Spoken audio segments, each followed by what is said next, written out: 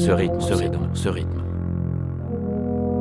Uncommon Man from Mars, Dead Inside. On ne peut pas dire que Gabriel soit d'une nature exubérante. Or, depuis son accident, il ne laisse apparaître absolument aucune expression, aucune humeur. Il incarne l'absence même de signes extérieurs d'une quelconque émotion. Il s'en est aperçu au contact des gens qu'il côtoie en ce moment. En engageant la conversation avec Gabriel, tout individu normalement constitué perd le contrôle de ses muscles faciaux, qui prennent alors une position façon configuration d'usine. Il l'a bien vu lorsqu'il se regarde dans le miroir chaque matin. Il faut un effort surhumain ou une cécité certaine pour continuer de sourire en sa présence. Un trou noir d'émotions humaines. À propos des contacts humains, ils sont effectivement restreints et professionnels. Il reçoit uniquement la visite de Camille l'infirmière et ses collègues soignants. Il ne voit personne d'autre, pas même sa propre fille Camille. En même temps, il n'est pas pressé qu'elle le voie dans cet état pitoyable. Pour les rencontres avec le docteur Mallard, Gabriel doit se déplacer. C'était au départ le seul trajet qu'il faisait sortir de l'unité de soins, toujours accompagné bien sûr. Mais depuis peu, il a l'autorisation de se promener dans toute l'enceinte de l'hôpital, de retirer son attelle pour la douche, le tout sans l'aide ou l'approbation de personne. Chaque petite victoire est bonne à prendre, se dit-il. Désormais davantage maître de lui-même et libre de ses mouvements, Gabriel s'est mis en quête de chercher des « solutions », comme le répétait à chaque séance le docteur Maboul, doux sobriquet témoignant de l'affection débordante et démonstrative envers son psychiatre. Le rythme dans sa tête fait parfois son apparition en fin de journée. Chose étrange, il revient également à chaque fois qu'il quitte son attelle pour prendre sa douche, lorsqu'il regarde ses plaies sur son avant-bras. Plus il les fixe, plus le rythme obsédant prend de l'ampleur. En revanche, il ne comprend toujours pas le pourquoi d'une telle manifestation de son esprit. La seule chose dont il est certain, c'est que cela a commencé avec son accident, et s'il se laisse aller sur cette pente, il finira par perdre les pédales. Entre la peste et le choléra, il préfère être un trou noir émotionnel, même si ce n'est pas la meilleure solution sur le long terme. A-t-il d'autres alternatives ? À première vue, non. La méthode conseillée par Camille pour garder le contrôle fonctionne. À chaque crise, il ferme les yeux et se concentre sur sa respiration. À la longue, il s'est même imaginé avancer dans une nuit noire au tempo de ce rythme obsédant, pour tenter de s'en rapprocher et en connaître l'origine. En plus d'un son, il a désormais un visuel sur sa quête intérieure. Mais il faut se rendre à l'évidence, cela ne suffira pas. Gabriel a maintenant pris la cadence de son train-train quotidien, pas si banal aux yeux du monde extérieur, et de plus en plus ennuyeux. 1. Petit déjeuner servi par Camille, l'infirmière, la mère Michel ou Patrick. Salut Patrick. 2. Douche. Il a toujours pu se doucher seul. Idem pour les toilettes. Dieu merci, on ne l'a pas amputé de sa dignité, ni de sa main droite. Il s'en serait sorti malgré tout. Gabriel est ambidextre. 3. Déambulation dans l'enceinte de l'hôpital, ou tête-à-tête avec le docteur Maboul. 4. Déjeuner. Au départ, Gabriel n'appréciait guère de manger avec les autres patients. Il se sentait gêné par leur présence. En fin de compte, il était comme les autres, un malade en convalescence. 5. Sieste ou coin télé. Il évite cette deuxième possibilité maintenant. La télécommande n'est pas à la disposition des patients, car Dieu seul sait où elle pourrait finir, et il ne manque pas d'imagination. Pour changer de chaîne, il faut d'abord demander à un soignant, puis réussir à convaincre les autres téléspectateurs sur son choix de programme. Un documentaire animalier est une émission de télé-réalité nettement plus acceptable que de regarder une bande de caniches anorexiques évoluer dans leur habitat naturel, comme une villa d'architecte à Miami. Gabriel n'a pas eu gain de cause. Sans être timide, il n'a jamais été un grand orateur de toute façon. 6. Goûter. Il trouve cela régressif, dans le mauvais sens du terme, même si leurs gaufres au chocolat ne sont pas si mauvaises.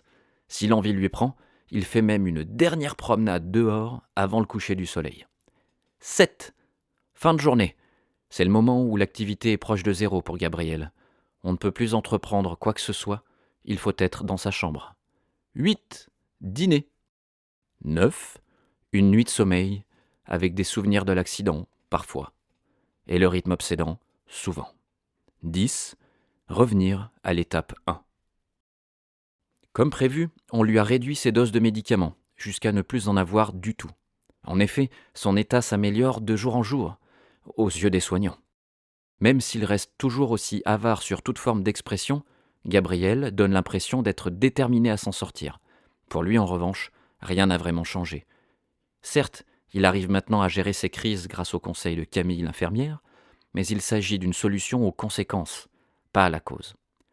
Afin de trouver des réponses et briser son quotidien monotone, il participe à certaines activités thérapeutiques proposées aux patients. Elles viennent remplacer, dans son emploi du temps de ministre, les sempiternelles balades de l'après-midi.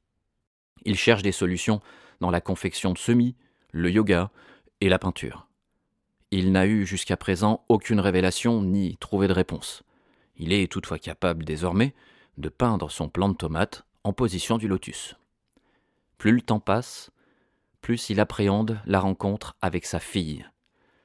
Il aimerait tellement la serrer dans ses bras, parler avec elle, mais il a trop honte qu'elle le voie dans cet état. On lui avait confié son téléphone depuis un moment déjà, mais il n'a jamais eu assez de courage pour l'appeler et cela ne va pas en s'arrangeant. Remarque, elle non plus n'a jamais essayé. Peut-être a-t-elle honte de lui, ou pire, elle a sûrement peur de ce qu'il est devenu, un homme avec la tête cassée à l'intérieur. Ces réflexions déclenchent le rythme obsédant, alors il évite de trop y penser. Un matin, le docteur Mallard, connu aussi sous le nom de docteur Maboul, lui annonce une nouvelle qu'il n'attendait plus. « Gabriel, aujourd'hui c'est la dernière fois que nous nous voyons. Compte tenu de la stabilisation de votre état, je viens de valider votre sortie anticipée de l'hôpital. » Docteur Maboul attend la réaction de son patient. Cela se limite à une ondulation lente des sourcils et une phrase prononcée sans conviction. « Ah bon, d'accord. Cela n'a pas l'air de vous faire plaisir, ni de vous inquiéter d'ailleurs. » Craignant qu'il ne revienne sur sa décision, Gabriel se force à être davantage démonstratif et soutient péniblement le regard de son interlocuteur. « Si, cela me fait quelque chose, bien sûr. C'est juste que je ne m'y attendais pas pour tout vous dire. On est vraiment hors du temps et loin de tout ici. » C'est l'objectif, Gabriel. L'ensemble des centres hospitaliers psychiatriques sont pavillonnaires et en pleine nature, à l'écart du tumulte du quotidien. J'ai l'impression que vous appréhendez votre sortie, je me trompe ?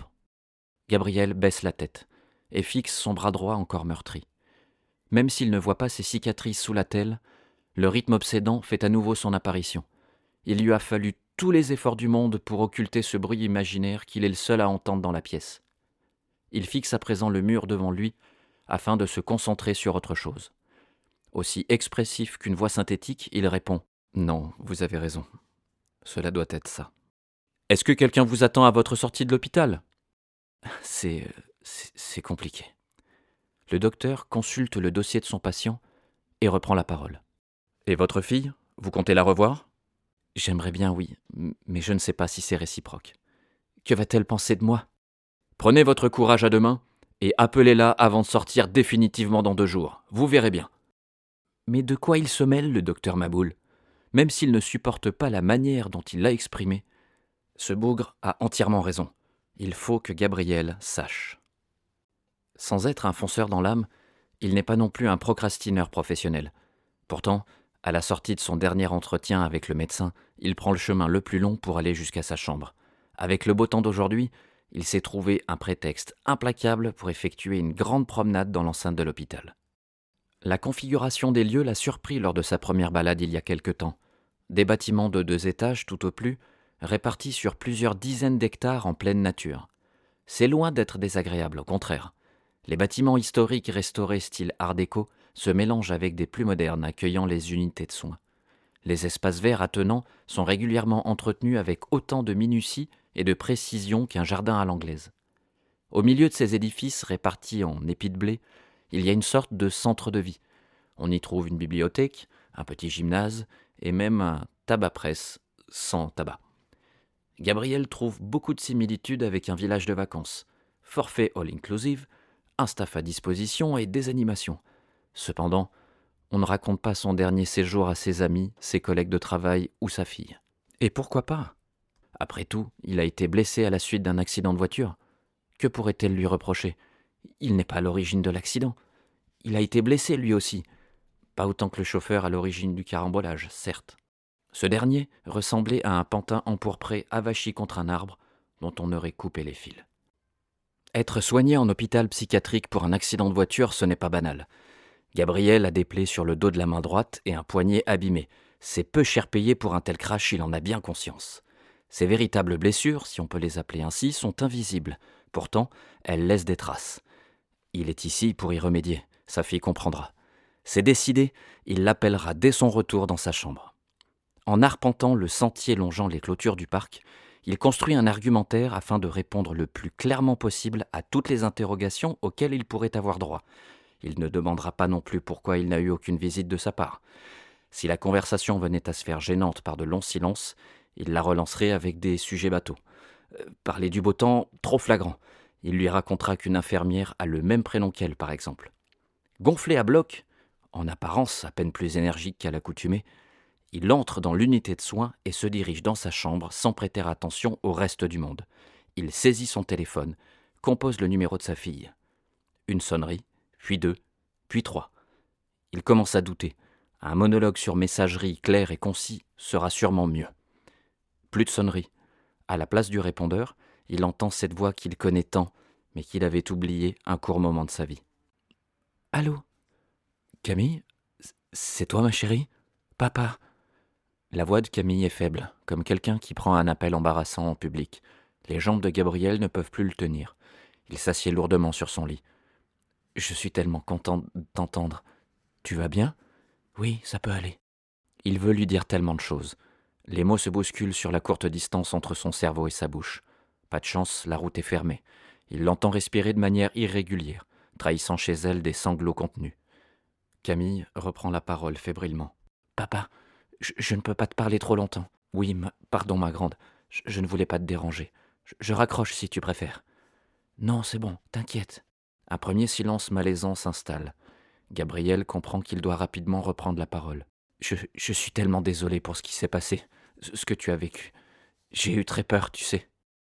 À ces mots, Camille éclate en sanglots et ne peut dire un mot de plus. Au son qui sort du téléphone, Gabriel devine le flot continu de larmes sur les joues de sa fille. Il entend une porte s'ouvrir derrière elle, puis une voix de femme qu'il a également très bien connue. « À qui tu parles, Camille ? Attends, ne me dis pas que c'est ton père. Ce type est complètement taré, regarde où on l'a mis. Je t'avais pourtant dit de ne plus l'appeler. Raccroche tout de suite, tu ne devrais pas. Regarde dans quel état tu es à cause de lui. » « Mais ferme ta gueule.